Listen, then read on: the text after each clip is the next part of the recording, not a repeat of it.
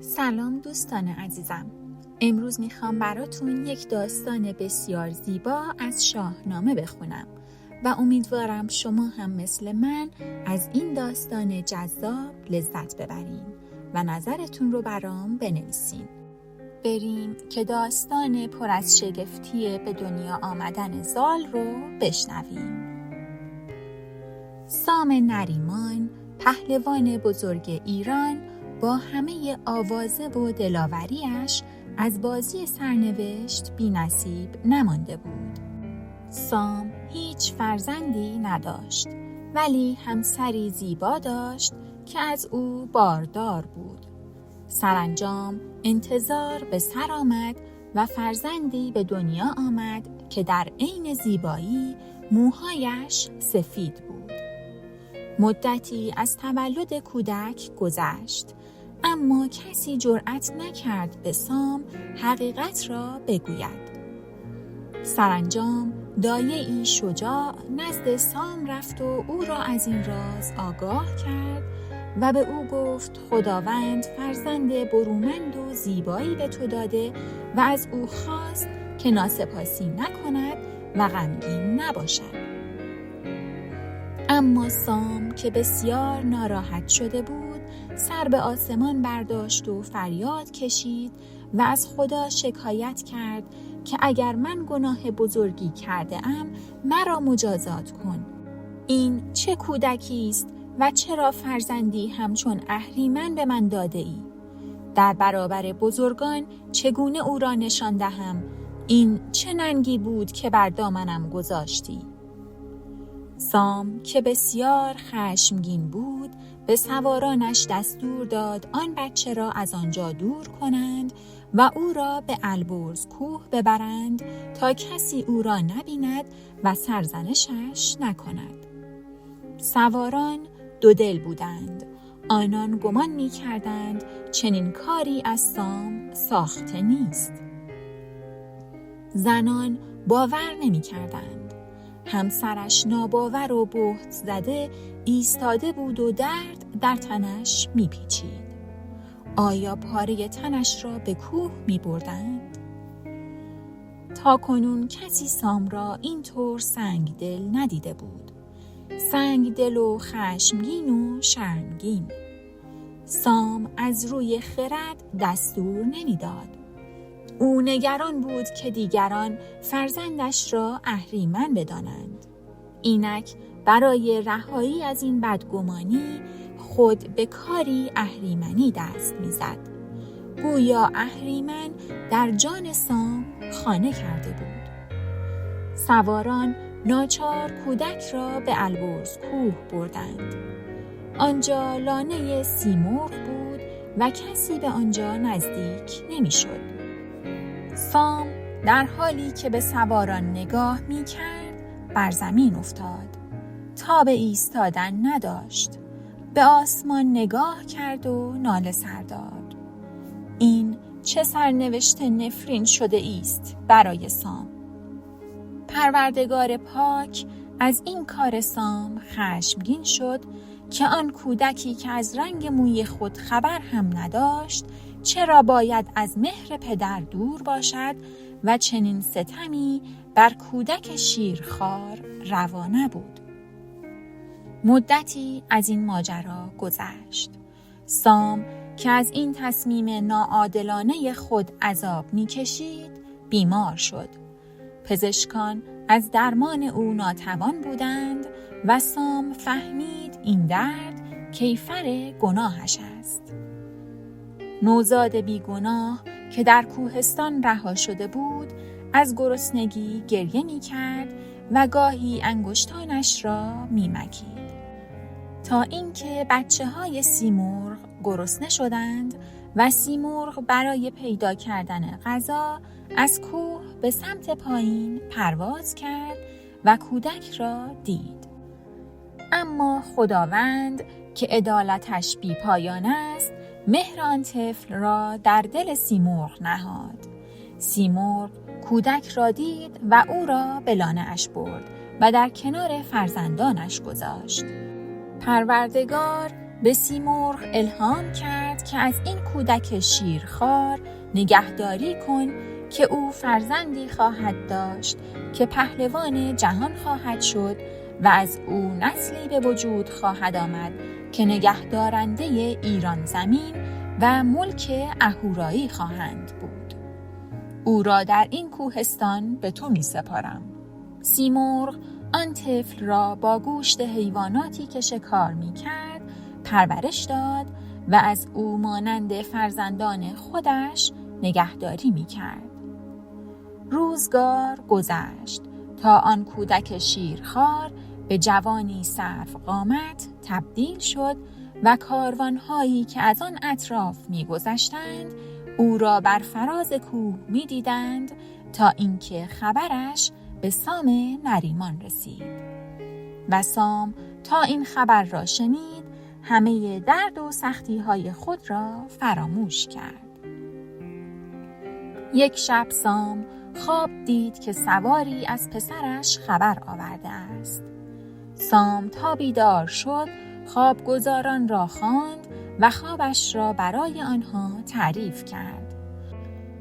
بزرگان به سام گفتند ناسپاسی در برابر نعمت خداوند بزرگ گناه تو بوده است و اگر خداوند بخواهد از کسی محافظت کند سرما، گرما و حیوانات درنده نمیتوانند بر او آسیب برسانند. از پروردگار پوزش بخواه و به البرز کوه برو و فرزندت را پیدا کن که او زنده است. سام تصمیم گرفت چند روز دیگر به دنبال فرزندش برود.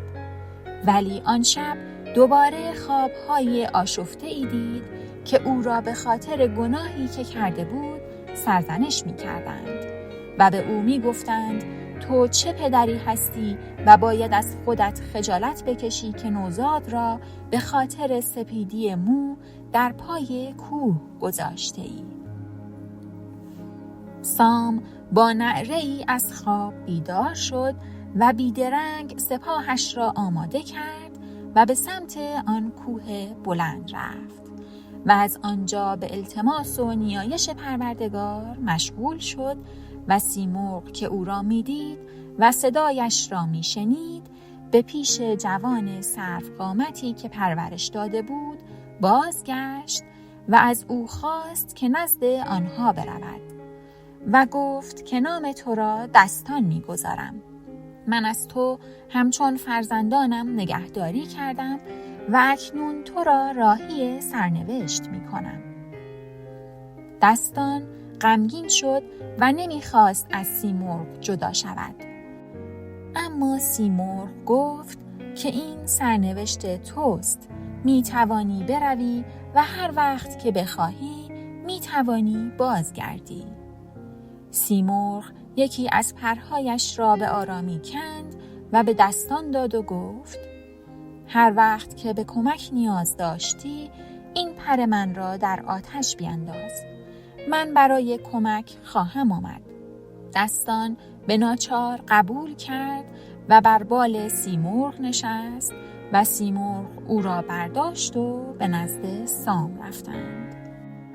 وقتی نزدیک سام شدند سام دید که جوانی بلند بالا بر بال سیمرغ نشسته است با سر و مویی سپید. سپیدی موی پسر دل سام را آتش زد. او زال گم شده سام بود که چون بار گناه سالیانی دراز بر شانه‌های او مانده بود. از سیمرغ تشکر کرد و سیمرغ که زبان آدمیان را می‌فهمید و آن را به دستان هم آموخته بود هیچ نگفت و در حالی که چشمانش به آن سو بود پرواز کرد و رفت.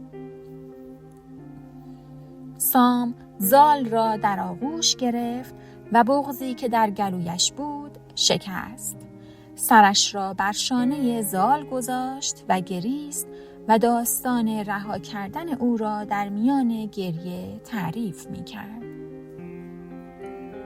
زال این داستان را قبلا از سیمرغ شنیده بود و دوست داشت، اما تا آن لحظه نمی‌دانست که این داستان زندگی خود اوست. سام به فرزند خود گفت که من شایسته هر سرزنشی هستم. مرا ببخش، ولی از این پس نمیگذارم به تو گزندی برسد. سپس برای زال تنپوش پهلوانی آورد و بر تنش کرد و برای فرزندش که قبل از او سیمرغ نام دستان گذاشته بود نام زال زر گذاشت. زال و سام بر اسب نشستند و پیشاپیش همگان به سوی شهر روانه شدند. سام پیوسته از زال عذرخواهی می‌کرد و دلش آرام نمی‌گرفت. در راه از مادر به زال گفت که تمام زندگی مادر زال به یاد او گذشته است. از ناله‌های روز اول و گریه‌ها و پریشانی چندین ساله او گفت. همینطور از پشیمانی چندین ساله خودش. زال برای اولین بار چیزی در دلش بیدار شد. دلش برای دیدن کسی بیتاب شد که نه او را می شناخت و نمی‌دانست کجاست و چه می کند. زال از سام پرسید مادرم کجاست؟ آیا می توانم ببینمش؟ سام با خوشحالی گفت که در پایان همین راه در خانه به دیدن مادر می روند. در خانه زنی بیتاب بود که تاب ایستادن در خانه را نداشت و هر چند دقیقه یک بار به بام می رفت و از آنجا به راه می نگریست و در دل می اندیشید که آیا بار دیگر روی فرزند گم شده خود را خواهد دید؟ تنها آرزوی زندگیش سالها همین بود و اکنون چشم به راه فرزند بود. هنگامی که پیک رسید و خبر داد که کاروان سام به همراه زال نزدیک شهر است، زن تاب ماندن نداشت و سوار بر اسب شد و به راه افتاد. در راه میتاخت و اشک از چشمانش سرازیر میشد. پس از سالها اشکش از شادی بود. سام و زال نزدیک شهر بودند که دیدند سواری به تاخت می آید. زال نمیدانست که سوار کیست، با این حال از دیدن این سوار بیتاب می شد. سوار نزدیک شد و از اسب پایین آمد. اندکی در چشمان زال خیره شد و سپس در هم شکست و بر زمین افتاد. زال پیش از سام از اسب پایین آمد و زن را در بر گرفت. او برای نخستین بار در زندگیش بوی مادر را می شنید. چیزی راه گلویش را بست و به سختی نفس می کشید. سر بر شانه مادر گذاشت و خود را رها کرد تا بر شانه‌ای که این همه سال پیدایش نمی کرد گریه کند. مادر در آغوش پسر به هوش آمد و در میان حقحق پسر او نیز گریست. سام نیز از دور تماشا می کرد و آرام آرام می گریست. آنگاه سپاه سام به طبل و شیپورها نواختند و با شادی پهلوان جوان را به شهر بردند. این خبر خوش به منوچهر شاه پاک سرشت رسید و او پروردگار را سپاس گفت و بسیار شاد شد. منوچهر 2 فرزند داشت که یکی نوذر و دیگری زراسپ نام داشت. منوچهر به فرزندش نوذر فرمان داد تا به زابلستان و نزد سام برود، سلام او را به سام برساند و از او بخواهد تا نزد پادشاه بیاید. وقتی که نوذر نزد سام رسید، پیام پادشاه را به او رساند و سام هم بیدرنگ به سوی درگاه پادشاه روانه شد و زال را هم همراه خود برد. منوچهر به استقبال سام رفت. او را پیش خود برد و بر تخت نشست. آنگاه فرمان داد تا زال وارد شود و چون زال را با آن هیبت دید در شگفت ماند و گفت: کسی هم آورده او نیست. فرزندی خوب روی داری که مهرش بر دل هر کسی می نشیند. این پند را از من گوش کن و هیچ وقت با او ترش روی نکن و او را آزار نده. این پسر شکوه پادشاهی دارد و رفتارش هوشمندانه و همانند پیران خردمند است. به او راه و روش رزم و آیین پادشاهی را بیاموز. سام همه چیز را برای منوچهر از ابتدای رها کردن زال تا خواب دیدنش را تعریف کرد و برایش گفت که چگونه با سیمرغ روبرو شده است و اینکه چگونه سیمرغ فرزندش را به او بازگردانده است. منوچهر پادشاه ایران زمین دستور داد ستاره شناسان و طالع بینان آینده زال را پیش بینی کنند و بگویند در طالع او چه می بینند. آنها چنین کردند و به شاه مژده دادند: آسوده باش که او پهلوانی نامدار، سرافراز، هوشیار و قدرتمند خواهد بود و همه عمر پشت و پناه تاج و تخت خواهد گردید. شاه که این حرفها را شنید بسیار خوشحال شد و لباسی با شکوه به او هدیه داد که همه را به تحسین واداشت و اسبان تازی و شمشیرهای هندی با نیام زرین و جواهرات و پارچه های گرانبها و بسیار چیزهای ارزشمند دیگر به او بخشید و همچنین فرماندهی نواحی شرقی جهان که شامل دریای چین، هند، کابل، زابل و رود سند بود را به سام و زال سپرد. سام از جای خود برخاست و از پادشاه قدردانی کرد و سخنانی به رسم بزرگان راند و با زال به سمت زابلستان رفتند. بزرگان زابلستان را برای آنها آراسته بودند و به پیشواز آنها رفتند. پس از آن سام بزرگان کشور را جمع کرد و به آنها گفت که به فرمان شاه به مازندران می روم و فرزندم زال که در گذشته به او ستم کرده ام اکنون به جای من خواهد نشست. از شما می خواهم که به او کمک کنید و به فرمانش باشید که او جوانی هوشیار است. آنگاه رو به زال کرد و گفت: اکنون همه چیز در دست توست و همه به فرمان تو هستند و همه گنجها را به تو می بخشم. زال به سام گفت: من در زندگی آسایش ندیدم و روی خاک و زیر پنجه های پرندگان بزرگ شدم. به جز مرغان یاری نداشتم. حالا چگونه می توانم پادشاه زابلستان باشم؟ سام به زال گفت: تو همکنون باید رسم نبرد و پادشاهی را بیاموزی و هرچه می توانی دانش کسب کنی. از بزرگان کسی را برای آموزش تو در نظر گرفتم. از هر دانشی بیاموز. علم تو بزرگترین دوست تو خواهد بود.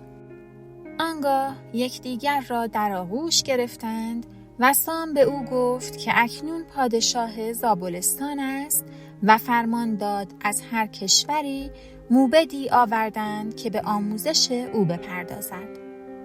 شب و روز زال به آموزش گذشت و چنان شد که در دانشها کسی در جهان همتای او نبود. زال با بزرگان سفر کرد تا بیشتر بیاموزد، تا اینکه در سفری که به کابلستان داشتند دختری بالا بلند و زیبا روی را دید و عاشق او شد.